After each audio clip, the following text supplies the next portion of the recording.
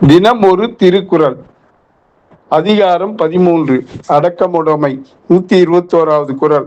அடக்கம் அமரருள் உய்க்கும் அடங்காமை ஆறிருள் உய்த்துவிடும். இந்த குறளின் விளக்கம்: ஒருவரிடம் இருக்கும் அடக்கமான குணம், அதாவது பணிவு, அவரை தேவர்களுள் ஒருவராக மதிக்கும் அளவிற்கு அவரை உயர்ந்த நிலைக்கு கொண்டு சேர்க்கும். மாறாக அடக்கமில்லாமல் அகந்தையுடன் நடப்பது அவரை மீள முடியாத துன்பம் என்ற இருண்ட நகரக்குடியில் தள்ளிவிடும். இந்த குறளுக்கான சிறுகதையை பார்ப்போமா? இரண்டு நண்பர்களும் இருவேறு குணங்களும். கதையோட டைட்டில். ஒரு அழகான கிராமம். அந்த அழகான கிராமத்தில் கதிர், புகழ் என்று இரண்டு நண்பர்கள் வாழ்ந்து வந்தார்கள். இருவரும் ஒரே ஆசிரியரிடம் கல்வி கற்றார்கள். ஒரே துறையில் திறமைசாலியாகவும் விளங்கினார்கள். ஆனால் இருவரின் குணங்களும் நேர்மாறாக இருந்தன. கதிர் என்பவன் எப்போதும் அமைதியானவன். தன் திறமைகளை பற்றி யாரிடமும் தற்பெருமை பேசிக் கொள்ள மாட்டான்.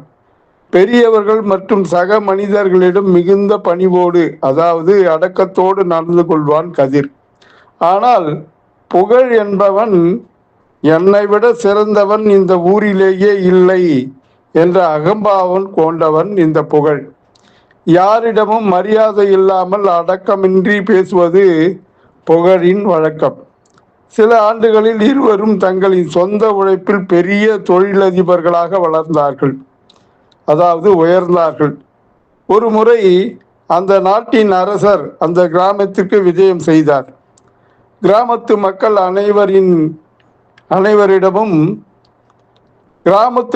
அனைவரும் கதிரின் பணிவையும் அவன் ஏழைகளுக்கு செய்யும் உதவிகளையும் பற்றியும் அரசரிடம் பெருமையாக பேசினார்கள்.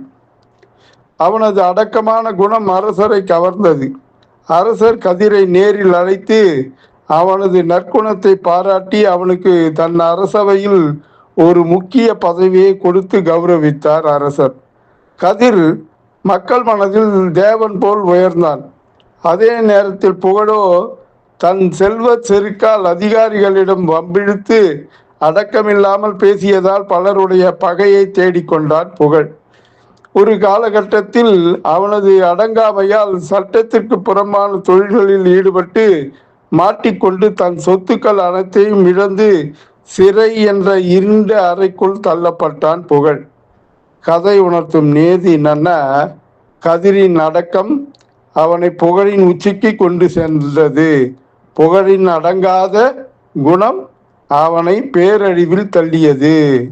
இதுவே இந்த குறளில் அடக்கம் அமரருள் உய்க்கும் அடங்காமை ஆறிருள் உய்த்துவிடும் என்கிறார் வள்ளுவர். மீண்டும் நாளை சந்திப்போமா? அன்புடன் எம் தணிகானந்தம், சேந்தமங்கலம். வணக்கம்.